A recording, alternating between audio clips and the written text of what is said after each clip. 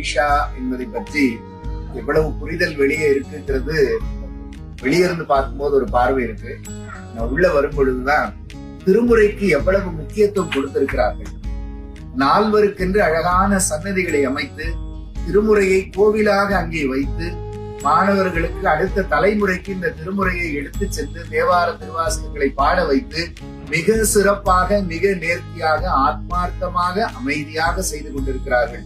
இல்லாமல்ல ஈசன் பெரும் கருணையினாலே அந்த உடலிடம் கொண்ட ஈசனை வியாபித்த ஈசனாக எங்கும் பார்க்கக்கூடிய ஒரு காட்சி இங்கே கிடைத்தது. உலகமே போற்றக்கூடிய மகா சிவராத்திரி விழாவை நம்முடைய ஈஷா யோகா மையம் நிகழ்த்துகிறது. சம்ஸ்கிருதி பிள்ளைகளை தேவாரத்தை பாட வைத்தவர் நம்முடைய சத்குரு அவர்கள்.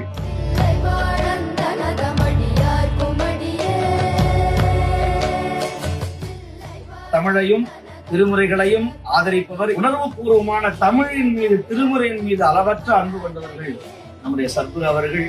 அவர்களால் விருட்சமாக அவருடைய அருளார்ந்த அருளாற்றல் இந்த உலகத்துக்கெல்லாம் கிடைக்க வேண்டும் என்று உங்கள் சார்பாகவும் எங்களின் சார்பாகவும் நாங்கள் வேண்டிக் கொள்கிறோம்.